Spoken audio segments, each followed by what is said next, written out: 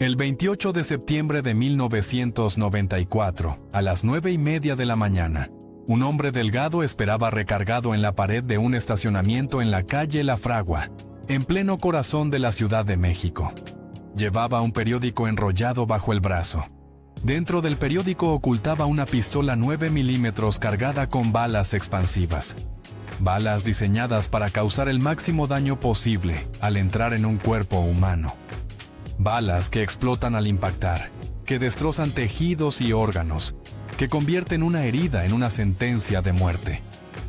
El hombre se llamaba Daniel Aguilar Treviño. Tenía 28 años.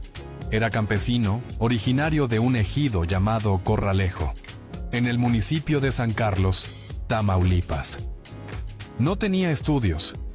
Vivía con sus padres en una casa de palma y adobe, en medio de la nada. Nunca había estado en la Ciudad de México. No conocía a la persona que estaba a punto de matar. A pocos metros de ahí, en el Hotel Casa Blanca, junto al Monumento a la Revolución, José Francisco Ruiz Massieu terminaba una reunión con 180 diputados electos del PRI. Era el secretario general del partido más poderoso de México. Era excuñado del presidente Carlos Salinas de Gortari. Era el hombre que en pocas semanas coordinaría la bancada priista en la Cámara de Diputados. Era un intelectual brillante, un abogado respetado, un político con futuro. José Francisco Ruiz Massieu no sabía que le quedaban exactamente 3 minutos de vida. Cuando salió del hotel y se dirigió a su automóvil, el campesino tamaulipeco caminó hacia él. Sacó la pistola del periódico y, sin decir una sola palabra, le disparó a quemarropa en el cuello. La bala expansiva hizo exactamente lo que estaba diseñada para hacer. Entró por el cuello de Ruiz Massieu y explotó dentro de su cuerpo. La sangre comenzó a brotar de manera incontrolable. El político más poderoso del PRI, después del presidente, se desplomó en su propio automóvil, con la vida escapándosele por una herida del tamaño de un puño. Lo que siguió a ese disparo cambiaría la historia de México para siempre. Porque el asesinato de José Francisco Ruiz Massieu no fue solo un crimen. Fue el principio del fin del salinismo. Fue un escándalo que involucró al hermano del presidente de la República, a una bruja que desenterró huesos en una finca de lujo, a millones de dólares ocultos en bancos de Houston, y a un suicidio en Nueva Jersey que hasta hoy genera sospechas y teorías de conspiración. Esta es la historia del segundo magnicidio de 1994. La historia de cómo una familia política se despedazó a sí misma. La historia que demostró que en el México del PRI, hasta el hermano del presidente podía ordenar un asesinato. Y la historia de cómo la justicia mexicana, entre montajes con brujas y testimonios comprados, nunca pudo establecer la verdad de lo que realmente pasó aquella mañana de septiembre. Pero para entender por qué mataron a José Francisco Ruiz Massieu, primero tenemos que entender quién era este hombre, y sobre todo, tenemos que entender su relación con una de las familias más poderosas y más oscuras de la política mexicana, los Salinas de Gortari. José Francisco Ruiz Massieu nació el 22 de julio de 1946, en Acapulco, Guerrero, en una época en que el puerto era sinónimo de glamour y sofisticación. México vivía su época dorada del cine, y Acapulco era el destino favorito de las estrellas de Hollywood. Era un lugar de lujo, de dinero, de conexiones con el poder. La familia Ruiz Massieu no era cualquier familia. Venían de una tradición de altos burócratas e intelectuales. Su abuelo, Wilfrido Massieu, fue uno de los fundadores del Instituto Politécnico Nacional, una de las instituciones educativas más importantes de México. Su tío, Guillermo Massieu Helguera, dirigió el Politécnico y fundó el CONACYT, el organismo que regula la ciencia y la tecnología en el país. Desde pequeño, José Francisco mostró una inteligencia fuera de lo común. Era el típico niño que leía mientras los demás jugaban. El que sacaba las mejores calificaciones sin aparente esfuerzo. Era el que hacía preguntas que incomodaban a sus maestros porque demostraban que sabía más que ellos. Estudió Derecho en la Universidad Nacional Autónoma de México la institución más prestigiosa del país. Se tituló en 1969, con una tesis sobre la Asociación Latinoamericana de Libre Comercio. Pero no se conformó con un título. Estudió también Historia en la Universidad Iberoamericana. Y para completar su formación, viajó a Inglaterra a hacer un posgrado en Ciencia Política en la Universidad de Essex, una de las mejores en su campo. Hablaba inglés, francés e italiano con fluidez. Leía vorazmente filosofía, historia, derecho, literatura. Escribía con elegancia y precisión. Publicó varios libros sobre derecho constitucional y administración pública que todavía se estudian en las universidades mexicanas. En 1979, ganó el Premio Nacional de Administración Pública por su obra La Empresa Pública, un estudio de derecho administrativo sobre la experiencia mexicana. José Francisco Ruiz Massieu era, en pocas palabras, un intelectual brillante en un sistema político que valoraba la lealtad ciega por encima del talento. Un hombre de ideas en un mundo de complicidades.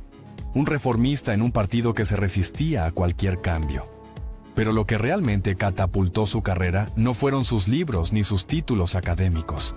Fue su matrimonio. En algún momento de los años 70, José Francisco conoció a Adriana Salinas de Gortari. Era una mujer de carácter fuerte, temperamental, de una familia política ambiciosa. Su hermano Carlos era un joven economista con conexiones en las más altas esferas del poder. Otro hermano, Raúl, era un hombre impulsivo, violento según algunos testimonios, que años después sería conocido como el hermano incómodo. José Francisco y Adriana se enamoraron, o quizás fue conveniencia mutua, o quizás fue un poco de ambas cosas. Sea como fuera, se casaron. Y con ese matrimonio, el brillante abogado de Acapulco quedó vinculado para siempre a uno de los clanes políticos más influyentes de México. Hay que entender lo que significaba casarse con una Salinas de Gortari en aquella época. El padre, Raúl Salinas Lozano, había sido secretario de Industria y Comercio con el presidente Adolfo López Mateos. Era un hombre de enorme poder e influencia. Sus hijos estaban destinados a gobernar México. Gracias a esa conexión familiar, la carrera de José Francisco despegó como un cohete. Fue oficial mayor y subsecretario de Planeación en la Secretaría de Salud. Fue secretario general de Gobierno de Guerrero en 1981. Cada ascenso, cada nombramiento, llevaba el sello invisible de la familia Salinas. Y en 1987, cuando su cuñado Carlos Salinas ya era el hombre más poderoso de México después del presidente Miguel de la Madrid, José Francisco recibió el premio mayor. Fue designado gobernador de Guerrero. No había ganado ninguna elección, no tenía base política propia. Su carrera había transcurrido en la Ciudad de México, en oficinas de gobierno, lejos del contacto con la gente. Pero nada de eso importaba. En el México del PRI, los gobernadores no se elegían, se designaban. Y José Francisco Ruiz Massieu había sido designado por el dedo del poder. Gobernó Guerrero de 1987 a 1993. 6 años que transformaron al Estado. Modernizó la administración pública, construyó carreteras, escuelas, hospitales, impulsó programas educativos para combatir el analfabetismo, promulgó leyes para proteger las culturas indígenas, creó instituciones culturales. Quienes lo conocieron durante esos años lo describen como un gobernador atípico. Leía libros durante las giras, citaba a filósofos en sus discursos. Se interesaba genuinamente por la historia de Guerrero. Organizó la Semana Altamiranista, un festival cultural en honor al escritor Ignacio Manuel Altamirano, nacido en Tixtla. Pero su gobierno también tuvo sombras. Guerrero era un estado pobre, violento, con grupos guerrilleros en la sierra y narcotraficantes controlando territorios. Ruiz Massieu navegó esas aguas turbulentas con pragmatismo, haciendo los pactos necesarios para mantener la paz. No siempre fueron pactos limpios. Y mientras tanto, su matrimonio con Adriana Salinas se desmoronaba. Los detalles del divorcio nunca se hicieron públicos del todo. pero los rumores que circularon eran escandalosos. Se hablaba de infidelidades, de humillaciones, de escenas violentas. Según testimonios que surgirían años después en las investigaciones del asesinato, cuando Adriana descubrió supuestas anormalidades en la relación entre su esposo y su hermano Carlos, montó en cólera. Lo que siguió fue una confrontación brutal que dejó marcas en todos los involucrados. Raúl Salinas, el hermano mayor, habría presenciado parte de esa escena, y según algunos testimonios, juró vengarse del guerrerense. A su debido tiempo, habría dicho, cuando llegue lo que va a venir.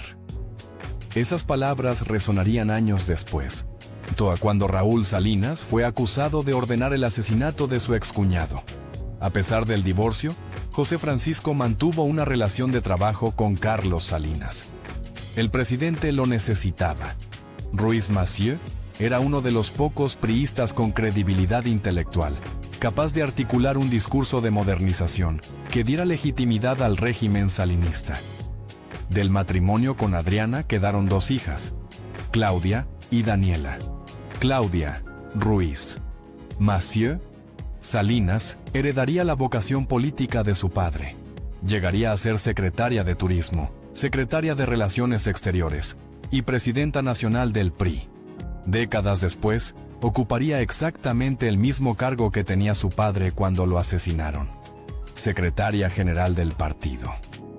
José Francisco se volvió a casar, esta vez con Fernanda Riverol, una mujer ajena al mundo de la política. Con ella tuvo un hijo, Federico Francisco. Una nueva familia, un nuevo comienzo.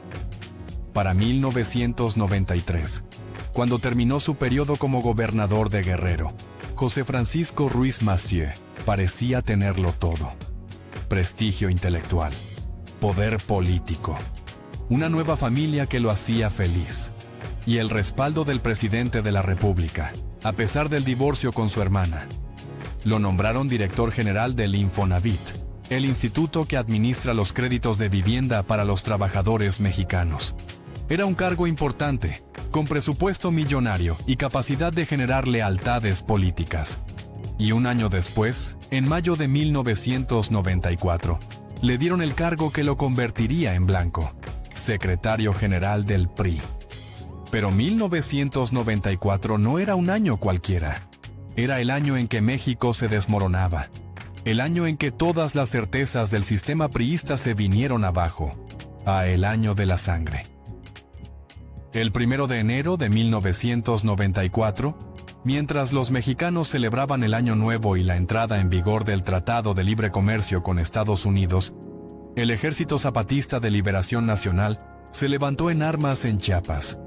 Miles de indígenas armados con fusiles viejos y palos tomaron ciudades, declararon la guerra al gobierno y pusieron en evidencia la miseria que el salinismo había ocultado bajo su discurso de modernización.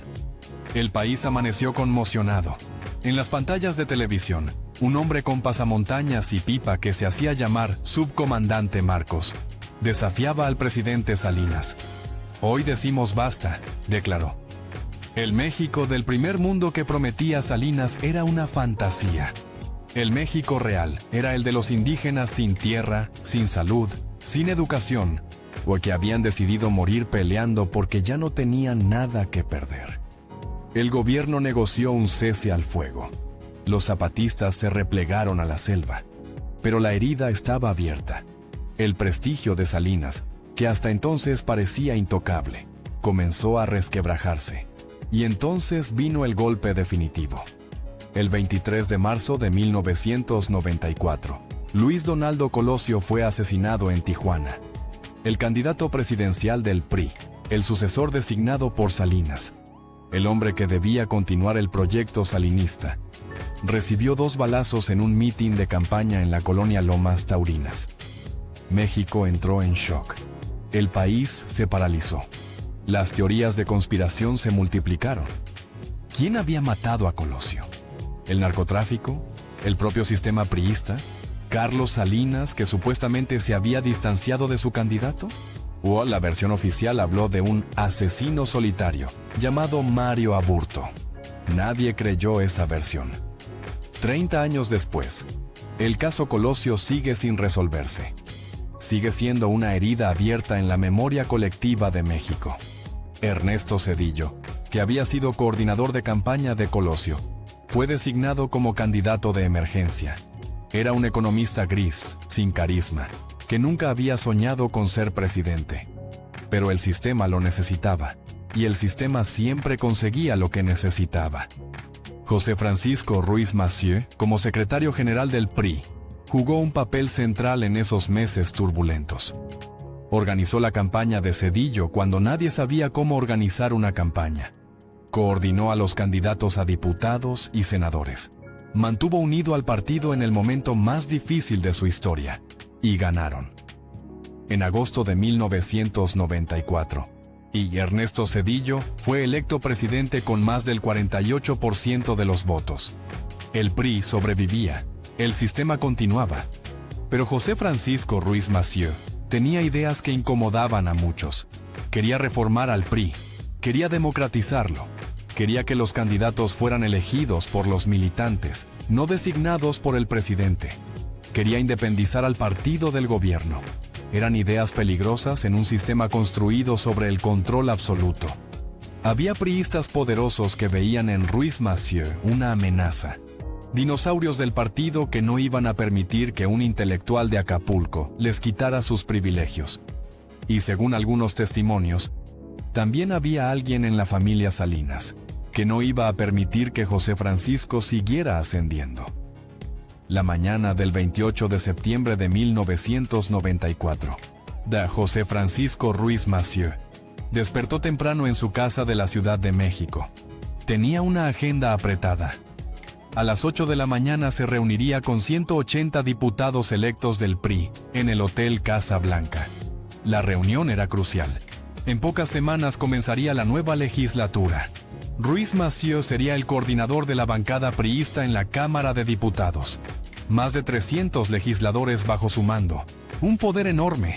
Posiblemente, sería el próximo presidente de la Cámara. Llegó al hotel a tiempo. Desayunó con los diputados. Les habló de sus planes para la legislatura, de las reformas que impulsarían, del papel que jugaría el Congreso en el nuevo gobierno de Zedillo. Después de la reunión, tenía previsto ir al Instituto Federal Electoral. Habría un debate entre Porfirio Muñoz Ledo, el eterno opositor, y Jorge Carpizo, el ex procurador. Quiero terciar y está bueno el cartel, les dijo a los diputados con su característico sentido del humor. A las 9:28 de la mañana, la reunión terminó.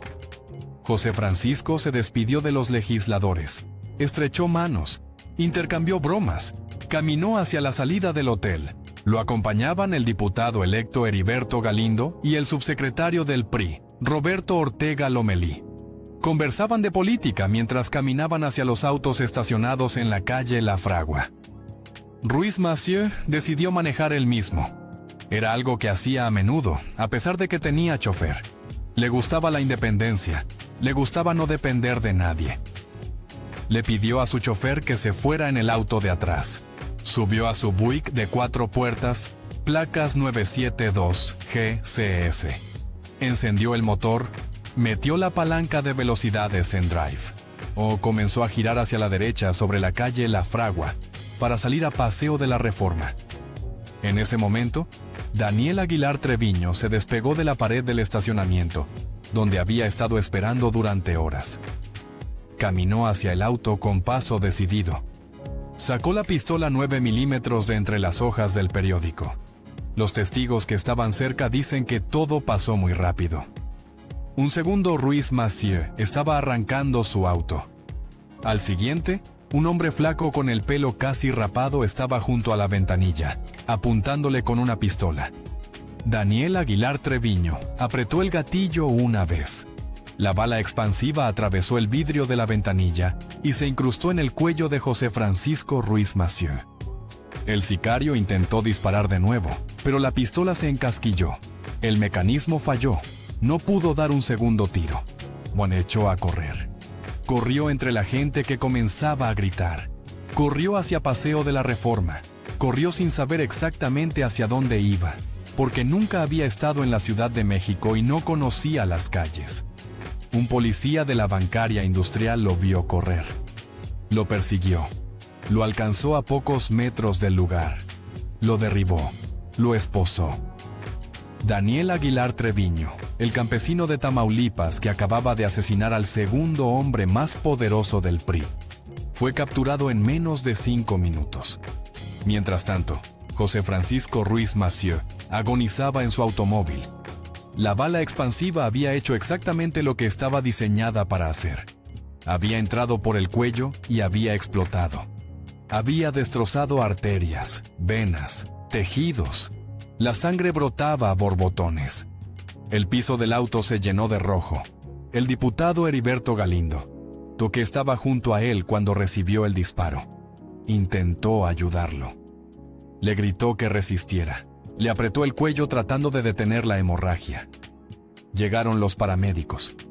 Sacaron a Ruiz Massieu del auto. Lo subieron a una ambulancia. Salieron a toda velocidad hacia el Hospital Español. José Francisco Ruiz Massieu llegó al hospital todavía con vida, todavía con un hilo de conciencia, todavía luchando. Pero había perdido demasiada sangre. La herida era demasiado grave.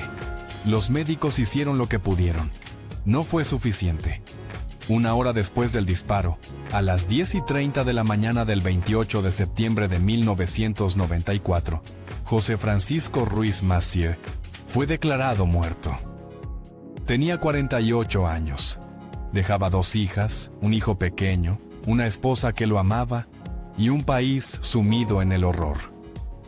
Apenas 6 meses después del asesinato de Luis Donaldo Colosio, otro líder del PRI había sido ejecutado a plena luz del día, en el corazón de la capital, a unos pasos del Monumento a la Revolución. ¿Qué estaba pasando en México? ¿Quién estaba matando a los políticos del partido en el poder? ¿Era el narcotráfico? ¿Era una guerra interna del PRI? ¿Era algo todavía más oscuro? Las preguntas se multiplicaban. Las respuestas no llegaban. Y el miedo se extendía como una plaga por todo el país.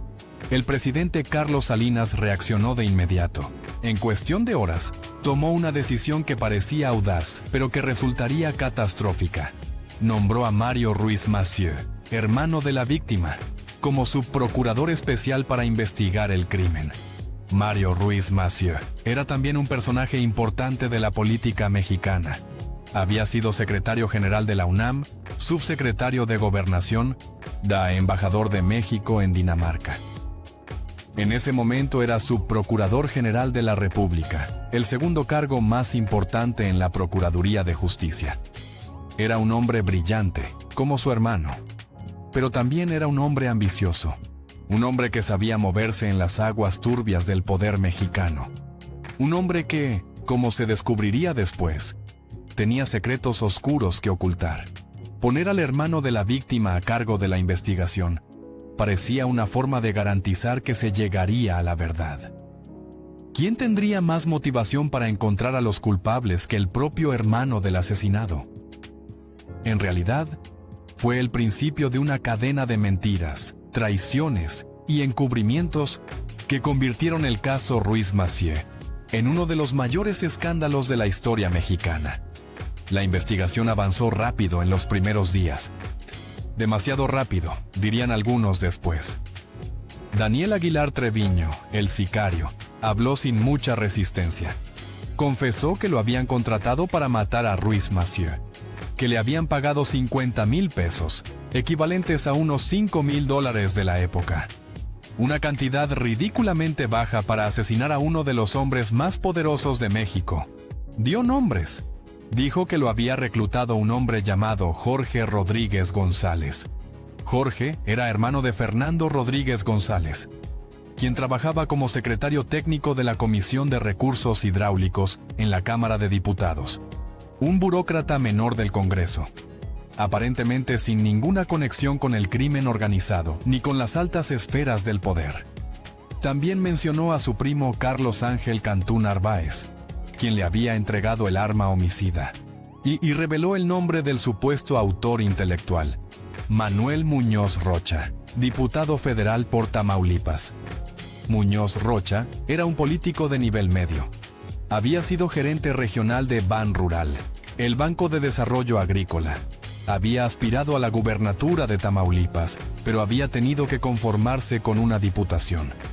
Coordinaba la fracción tamaulipeca en la Cámara y era secretario de la Comisión de Asuntos Hidráulicos. ¿Por qué un diputado de provincia habría ordenado asesinar al secretario general del PRI? Las explicaciones no cuadraban. Se hablaba de rivalidades políticas, de reformas que Ruiz Massieu impulsaba y que afectaban intereses en Tamaulipas. Pero nada de eso explicaba un magnicidio. En una semana, las autoridades detuvieron a 14 personas relacionadas con el crimen. Juan Daniel Aguilar Treviño y Fernando Rodríguez fueron procesados. Ambos recibieron sentencias de 50 años de prisión. El caso parecía encaminarse a una resolución, pero había un problema enorme. Manuel Muñoz Rocha había desaparecido. El diputado tamaulipeco pidió licencia de su cargo el 29 de septiembre, un día después del asesinato. Ese mismo día, su esposa Marcia Cano habló con él por teléfono. Lo notó agitado, nervioso. Él le pidió que se cuidara. Fue la última vez que escuchó su voz. A partir de ese momento, Manuel Muñoz Rocha se esfumó de la faz de la tierra. Nadie volvió a verlo. Ni su esposa, ni sus colaboradores, ni sus amigos, ni la policía. Se ofreció una recompensa millonaria por información sobre su paradero. Su foto apareció en periódicos, noticieros, carteles pegados en las calles.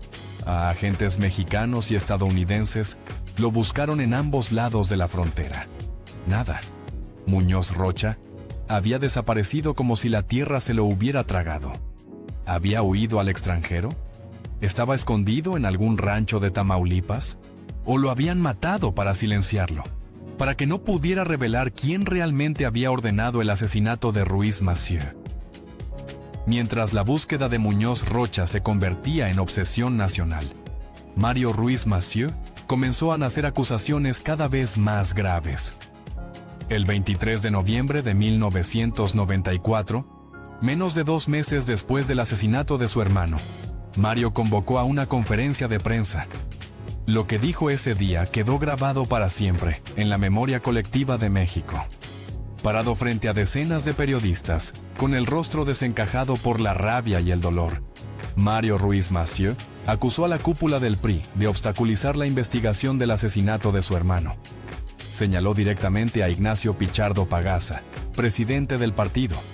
Señaló a María de los Ángeles Moreno, secretaria general.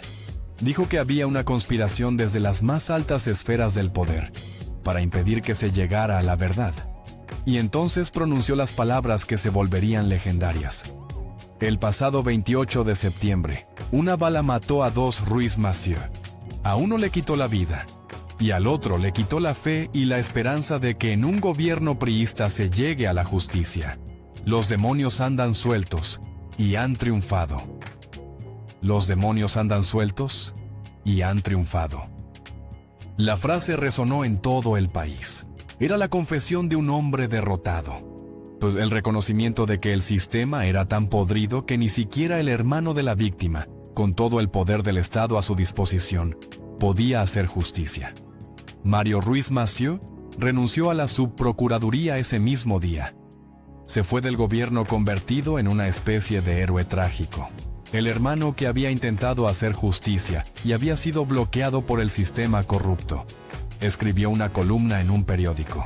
Publicó un libro titulado Yo acuso, donde denunciaba la corrupción del sistema priista y narraba su lucha por esclarecer el asesinato de José Francisco. Millones de mexicanos lo admiraban. Veían en él a un hombre honesto que se había atrevido a enfrentar al poder. Un justiciero que había sacrificado su carrera por la verdad. Pero la historia de Mario Ruiz Massieu apenas comenzaba. Y tendría un final mucho más oscuro de lo que nadie imaginaba. El 1 de diciembre de 1994, Ernesto Zedillo tomó posesión como presidente de México. El sexenio de Carlos Salinas había terminado oficialmente. Zedillo llegó al poder con la promesa de ser diferente, de acabar con la corrupción, de hacer justicia en los casos que habían ensangrentado al país. Nombró a un nuevo procurador general, Antonio Lozano Gracia, un abogado panista. Era la primera vez en décadas que un miembro de la oposición ocupaba ese cargo. Lozano Gracia nombró a Pablo Chapa Besanilla como fiscal especial para investigar los asesinatos de Colosio y Ruiz Massieu. Chapa Besanilla era un abogado ambicioso, decidido a hacer carrera con estos casos. Estaba dispuesto a llegar hasta las últimas consecuencias, o al menos eso parecía. La investigación tomó un giro dramático. Los interrogatorios a los detenidos revelaron que alguien más estaba detrás del asesinato. Alguien mucho más poderoso que el diputado Manuel Muñoz Rocha. Fernando Rodríguez González, el hombre que había reclutado a los sicarios, cambió su declaración. Dijo que Muñoz Rocha no actuaba solo, que había alguien arriba de él dando las órdenes. Alguien que había proporcionado el dinero y la logística para el asesinato. El nombre que dio era impensable. Raúl Salinas de Gortari, el hermano mayor del expresidente Carlos Salinas, el cuñado de la víctima, el hombre que supuestamente había jurado venganza por el divorcio escandaloso con su hermana Adriana. La acusación era una bomba nuclear en la política mexicana. Si era cierta, significaba que el hermano del presidente, que acababa de dejar el poder, había ordenado el asesinato de un líder de su propio partido. Significaba que la familia más poderosa de México era una familia de asesinos. El 28 de febrero de 1995, exactamente 5 meses después del asesinato de Ruiz Massieu, agentes federales llegaron a la casa de Adriana Salinas de Gortari, en la colonia Las Águilas, en la Ciudad de México. Raúl Salinas estaba ahí. Los agentes le dijeron que necesitaban que los acompañara a la PGR para colaborar con una investigación. Raúl aceptó. Pensó que era un trámite rutinario. No lo llevaron a la PGR. Lo subieron a un helicóptero y lo trasladaron directamente al penal de Almoloya de Juárez, la prisión de máxima seguridad más temida de México. Raúl Salinas de Gortari fue acusado formalmente de ser el autor intelectual del asesinato de su excuñado, José Francisco Ruiz Massieu. La noticia sacudió al país como un terremoto. El hermano del expresidente, en la cárcel, acusado de magnicidio. Era algo que parecía imposible. Era algo que cambiaba todas las reglas del juego político mexicano. Carlos Salinas reaccionó con furia y desesperación. El 1 de marzo de 1995, apareció en una humilde casa del barrio de San Bernabé, en Monterrey. Convocó a la prensa y anunció que se declaraba en huelga de hambre. Dijo que el arresto de su hermano era una venganza política. Que Ernesto Zedillo, el hombre al que había hecho presidente, lo estaba traicionando. Que había un complot para destruir a la familia Salinas y culparla de todos los males de México. La imagen de Carlos Salinas, el expresidente todopoderoso, haciendo huelga de hambre en una casa de cartón, fue patética y al mismo tiempo reveladora. El hombre que había gobernado México con mano de hierro durante 6 años, que había privatizado empresas, firmado tratados internacionales, sofocado rebeliones, ahora estaba reducido a mendigar atención pública negándose a comer. La huelga de hambre duró 36 horas. Después de una reunión con enviados del presidente Zedillo, Salinas aceptó terminar su protesta. A cambio, se dice, obtuvo garantías de que su familia no sería perseguida más allá de lo que ya estaba sucediendo. Días después, Carlos Salinas abandonó México. Se fue a vivir a Irlanda, un país sin tratado de extradición con México.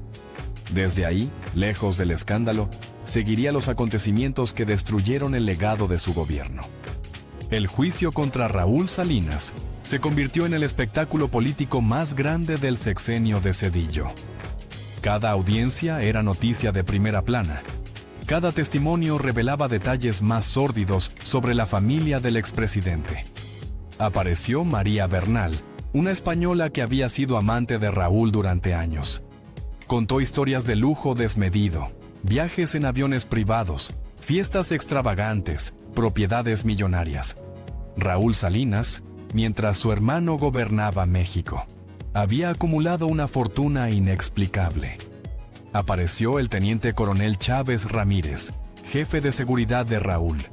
Declaró que en 1993, en una reunión en Palacio Nacional, había escuchado a los hermanos Salinas y a su padre, Raúl Salinas Lozano, hablar de José Francisco Ruiz Massieu. Lo que dijo era escalofriante. Según Chávez Ramírez, la familia había concluido que Ruiz Massieu se les había salido ya del jacal y que era un estorbo para el salinismo, y que por lo tanto requería su eliminación inmediata. Este testimonio fue anexado al expediente, pero por razones que nunca quedaron claras, no fue usado como prueba principal en el juicio. Los jueces lo consideraron insuficiente para demostrar la responsabilidad directa de Raúl Salinas. La prueba más espectacular, sin embargo, estaba por llegar, y vendría de la fuente más inverosímil imaginable: una bruja. Francisca Cetina era una mujer de unos 50 años que vivía en Iztapalapa, una de las colonias más populares de la Ciudad de México. Practicaba la cartomancia, el vudú, la lectura del tarot. Sus clientes la conocían como La Paca. Según La Paca, ella había sido consejera espiritual de Raúl Salinas de Gortari desde hacía años. Le leía las cartas, le traía amuletos de África para darle suerte en sus negocios, le hacía trabajos de protección contra sus enemigos. En octubre de 1996, 2 años después del asesinato de Ruiz Massieu, La Paca se presentó en las oficinas del fiscal Pablo Chapa Besanilla. Traía información explosiva. Dijo que sabía dónde estaba el cuerpo de Manuel Muñoz Rocha, el diputado desaparecido que supuestamente había organizado el asesinato. Según La Paca, Raúl Salinas había matado a Muñoz Rocha con sus propias manos. Lo había citado en una casa de Las Lomas, en la Ciudad de México, y ahí, en presencia de sus cómplices, lo había golpeado hasta la muerte con un bat de béisbol. Después, según la bruja, Raúl había ordenado descuartizar el cuerpo. Y los restos habían sido enterrados en una finca de su propiedad, una finca llamada El Encanto, ubicada en Coajimalpa, en las montañas que rodean la Ciudad de México. La Paca entregó al fiscal un anónimo de 4 hojas con todos los detalles. Un croquis indicando exactamente dónde estaba enterrado el cuerpo. Información que, según ella, le había llegado de fuentes espirituales. Lo que siguió fue uno de los episodios más surrealistas, más vergonzosos, más increíbles de la historia judicial mexicana. El 9 de octubre de 1996, el fiscal Pablo Chapa Besanilla organizó un operativo espectacular en la finca El Encanto. Llevó a La Paca al lugar. Convocó a decenas de periodistas y cámaras de televisión. Desplegó peritos forenses, policías, excavadoras.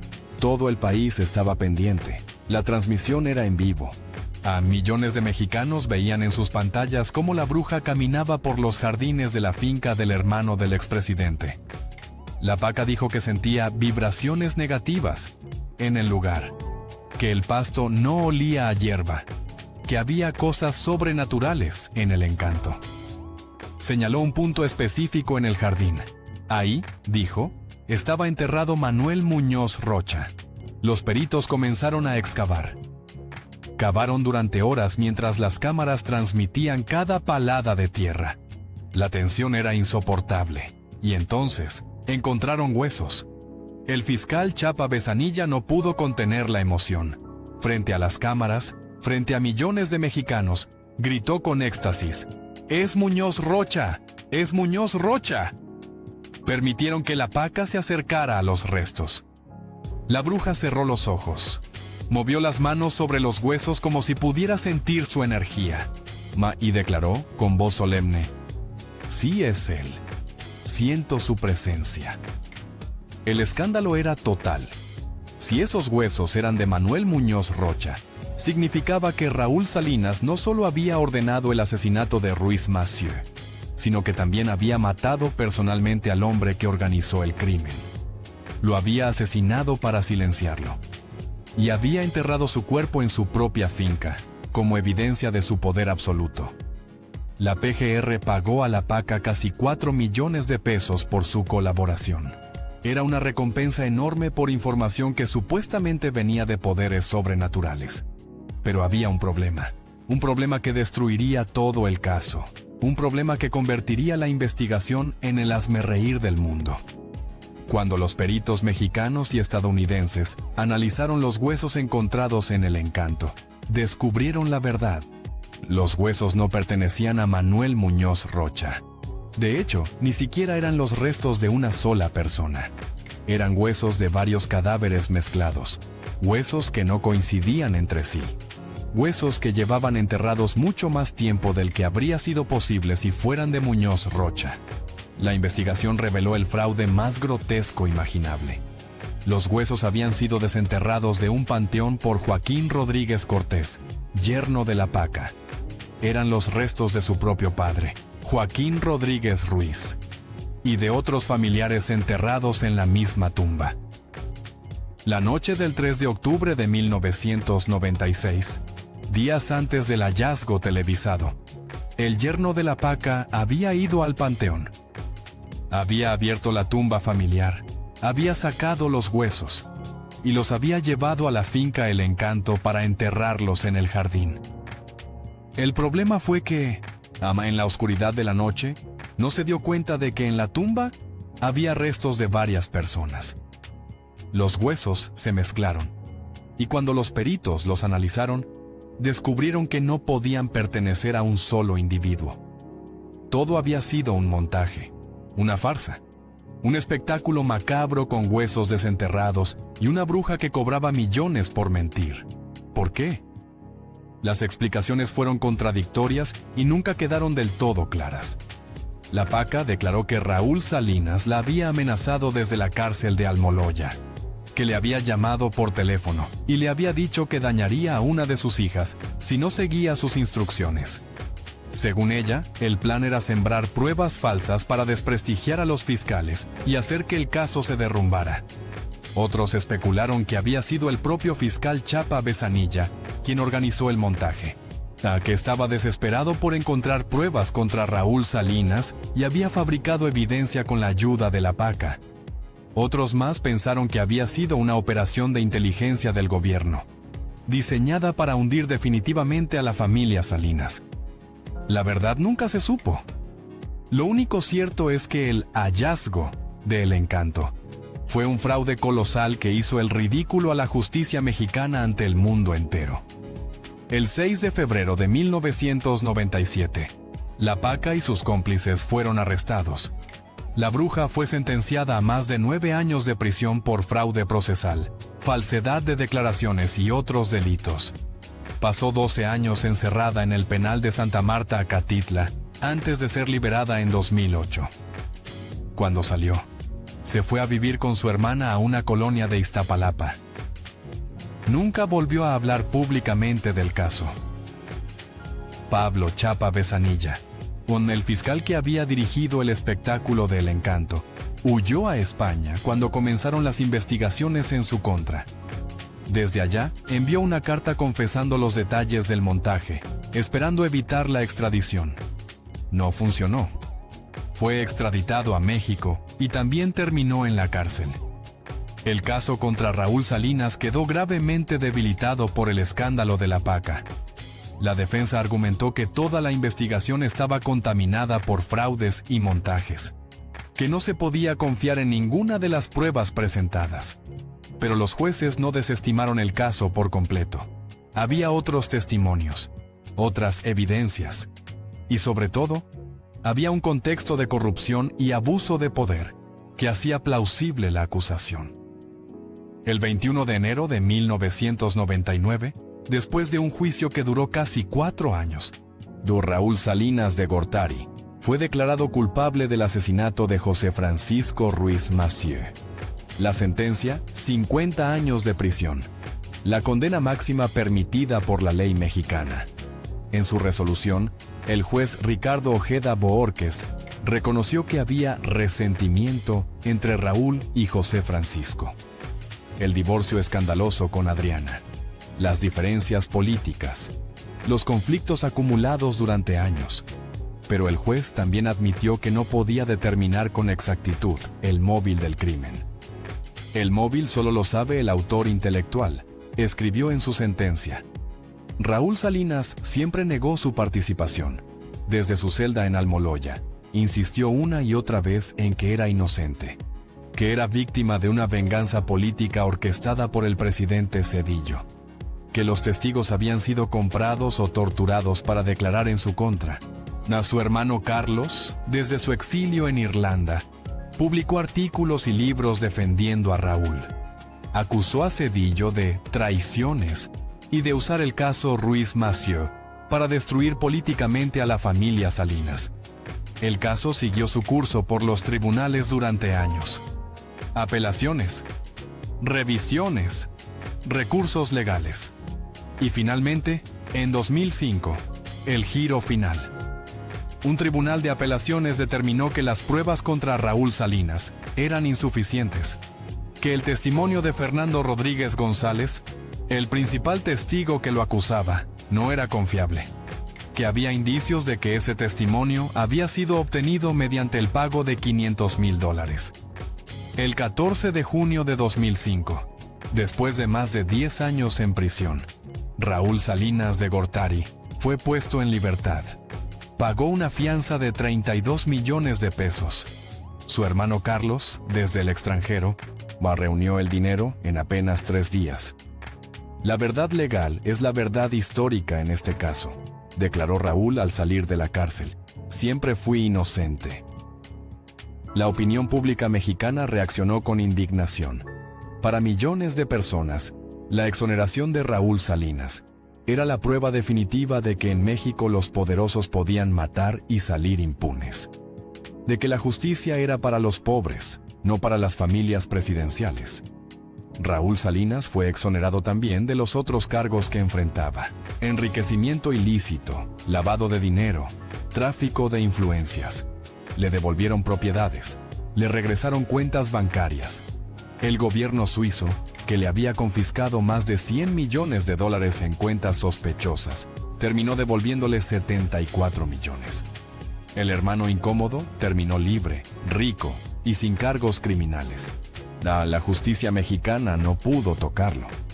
Pero la historia tiene otros hilos que seguir. Y uno de los más oscuros es el destino de Mario Ruiz Massieu, el hermano de la víctima que había prometido hacer justicia. Mientras Raúl Salinas era juzgado en México, Mario vivía un infierno personal al otro lado de la frontera. Después de renunciar a la subprocuraduría en noviembre de 1994, Mario se había convertido en una figura pública admirada. El hermano valiente que había enfrentado al sistema. El hombre que había pronunciado las palabras inmortales: "Los demonios andan sueltos y han triunfado". Pero cuando el nuevo gobierno de Zedillo comenzó a revisar la investigación del caso Ruiz Massieu, descubrieron algo perturbador. Mario Ruiz Massieu había manipulado el expediente. Había eliminado de las declaraciones de los testigos todas las referencias a Raúl Salinas de Gortari. Había borrado testimonios. Había destruido evidencia. El hombre que públicamente exigía justicia para su hermano, en privado estaba protegiendo al presunto asesino. ¿Por qué? La explicación más plausible era aterradora. Mario Ruiz Massieu también estaba involucrado en los negocios sucios de la familia Salinas. Proteger a Raúl era protegerse a sí mismo. En febrero de 1995, cuando la nueva fiscalía comenzó a cercar a Mario, él decidió huir del país. Compró un boleto de avión a España con escala en Newark, Nueva Jersey. Era una ruta extraña para llegar a Madrid. Pero Newark tenía una ventaja. Era territorio estadounidense, donde las autoridades mexicanas no tenían jurisdicción inmediata. El plan de Mario era simple: quedarse en Estados Unidos el tiempo necesario hasta que las aguas se calmaran y después continuar hacia Europa. Pero algo salió mal. Cuando llegó al aeropuerto de Newark, los agentes de aduanas de Estados Unidos le hicieron una pregunta rutinaria: ¿trae usted más de $10,000 en efectivo? Mario dijo que no. Pero cuando revisaron su equipaje, encontraron $46,000 en billetes, dinero que no había declarado. Dinero cuyo origen no podía explicar de manera satisfactoria. Fue detenido por violación de leyes aduanales, una infracción menor, en teoría, pero fue suficiente para que las autoridades estadounidenses comenzaran a investigar las finanzas de Mario Ruiz Massieu. Lo que descubrieron los dejó boquiabiertos. Mario tenía cuentas bancarias en el Texas Commerce Bank de Houston, cuentas que contenían más de $9 millones. $9 millones. Entre diciembre de 1993 y febrero de 1995, Mario había depositado enormes cantidades de dinero en efectivo en esas cuentas. Cantidades que oscilaban entre $98,000 y $800,000 por depósito. El dinero llegaba en maletas, transportado desde México en vuelos comerciales por un intermediario llamado Jorge Stergios. ¿De dónde había salido ese dinero? Mario dio varias explicaciones, cada una más inverosímil que la anterior. Primero dijo que era dinero de la familia, que los Ruiz Massieu eran una familia adinerada y que habían decidido sacar sus ahorros de México por miedo a una crisis económica provocada por el EZLN. Después dijo que eran bonos que la presidencia de México pagaba a los altos funcionarios. Una especie de compensación extra, en efectivo, de la que no había registros oficiales. Finalmente insinuó que el dinero pertenecía a su hermano José Francisco, y que él simplemente estaba custodiándolo después de su muerte. Las autoridades estadounidenses no le creyeron. Según el Departamento de Justicia de Estados Unidos, esos millones provenían de una fuente mucho más siniestra: el narcotráfico. Mario Ruiz Massieu, como su procurador de la República, había estado a cargo de perseguir a los cárteles de droga más poderosos de México. Era el segundo hombre más importante en la lucha contra el narcotráfico. Pero según la acusación estadounidense, en lugar de perseguir a los narcos, Mario los protegía. A cambio de inmunidad judicial, los cárteles le pagaban millones de dólares en sobornos, dinero que él depositaba pacientemente en sus cuentas de Houston. Mario fue acusado de lavado de dinero y conspiración. Quedó bajo arresto domiciliario en un departamento de Nueva Jersey mientras se desarrollaba su proceso legal. Su esposa María Eugenia Barrientos y su hija de 10 años, Regina, lo acompañaban. Durante casi 4 años, Mario vivió en ese departamento vigilado. No podía salir, no podía trabajar, no podía hacer otra cosa que esperar el resultado de juicios y apelaciones interminables. En 1997, un jurado en Houston determinó que el gobierno de Estados Unidos podía confiscar los $9 millones de las cuentas de Mario. El dinero fue declarado producto de actividades criminales. La familia Ruiz Massieu nunca lo recuperó. Mario siguió peleando. Contrató a los mejores abogados que pudo encontrar. Tony Canales, el mismo abogado que representaba a narcotraficantes como Juan García Ábrego, líder del Cártel del Golfo. Kathy Fleming, una experta en casos de extradición, siguió proclamando su inocencia en cada oportunidad. Siguió acusando al gobierno mexicano de perseguirlo políticamente. Escribió cartas a periodistas, a políticos, a quien quisiera escucharlo. Pero la situación se volvía cada vez más desesperada. México seguía pidiendo su extradición. Los cargos en su contra se multiplicaban. Y el dinero para pagar a los abogados se estaba acabando. El 10 de junio de 1999, un juez de inmigración declaró a Mario Ruiz Massieu deportable a México.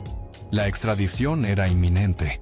Si regresaba a México, enfrentaría cargos de obstrucción de justicia por haber manipulado la investigación del asesinato de su hermano. Cargos de encubrimiento por haber protegido a Raúl Salinas. Y posiblemente cargos relacionados con narcotráfico. Mario tenía 48 años, la misma edad que tenía su hermano José Francisco cuando lo asesinaron. La misma edad a la que parecía destinado a ver destruida su vida. El 15 de septiembre de 1999, víspera de las fiestas de independencia de México, Mario Ruiz Massieu, fue encontrado muerto en su departamento de Nueva Jersey. La causa oficial: sobredosis de antidepresivos. Suicidio.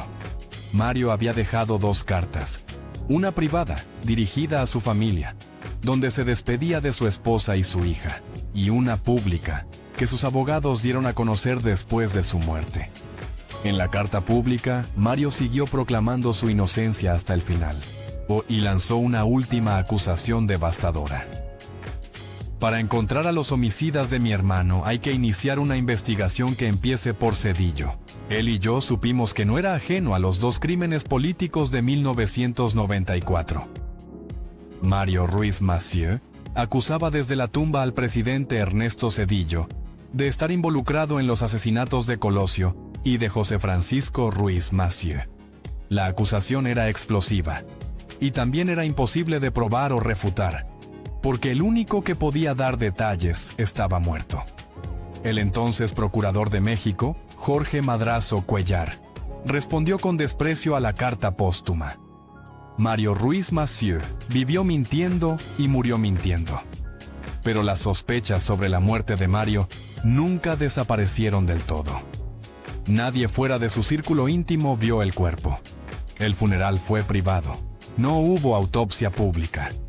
Las circunstancias del suicidio quedaron envueltas en misterio.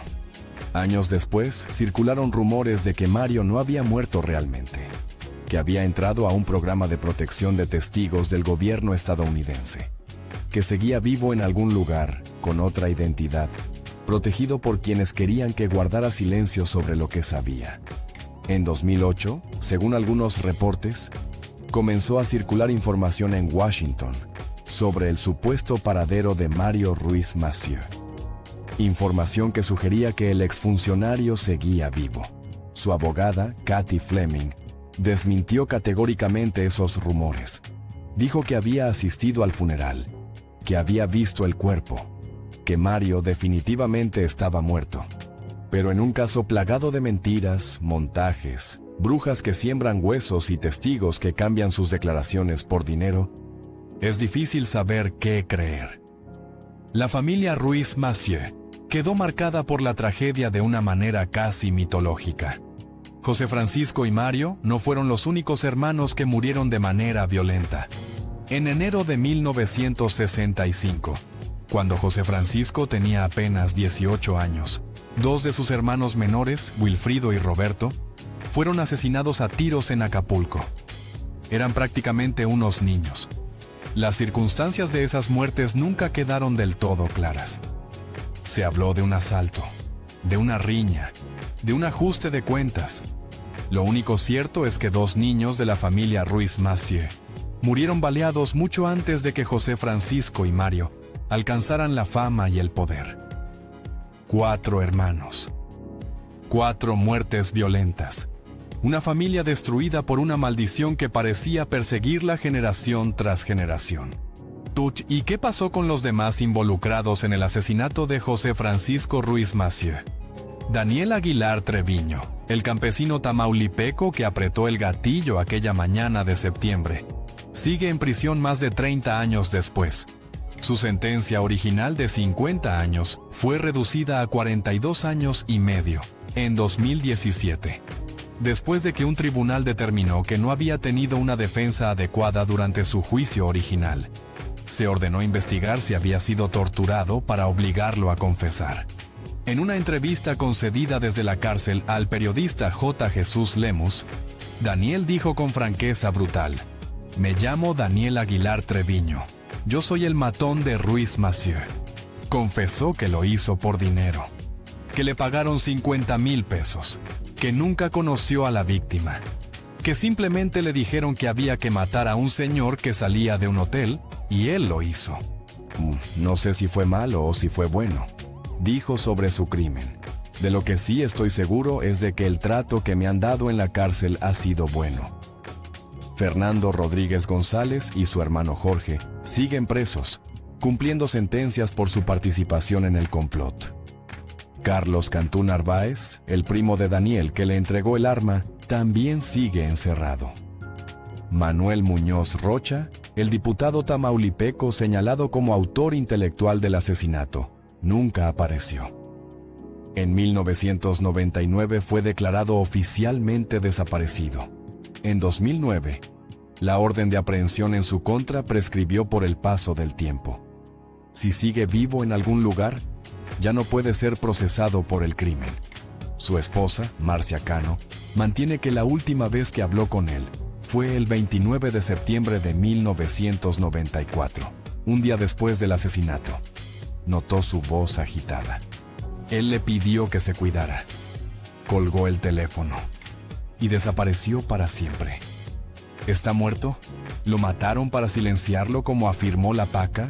¿O sigue vivo en algún lugar, escondido con otra identidad, protegido por quienes no quieren que hable? Nadie lo sabe. El paradero de Manuel Muñoz Rocha es uno de los muchos misterios sin resolver de este caso. Francisca Cetina, la PACA, salió de prisión en 2008 después de cumplir más de una década encerrada. Se fue a vivir con su familia a Iztapalapa. Tiene un lunar en medio de las cejas que le da un aire de misticismo. Prefiere no hablar del caso que la hizo famosa. 30 años después del asesinato de José Francisco Ruiz Massieu, la pregunta fundamental sigue sin respuesta. ¿Quién ordenó matarlo y por qué?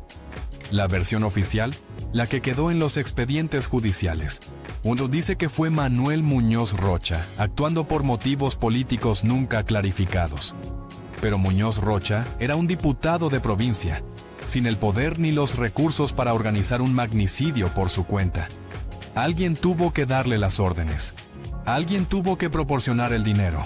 La versión más extendida, la que cree la mayoría de los mexicanos, dice que fue Raúl Salinas de Gortari, que se vengó del hombre que humilló a su hermana Adriana con un divorcio escandaloso, que eliminó a alguien que se había vuelto un obstáculo para los intereses de la familia.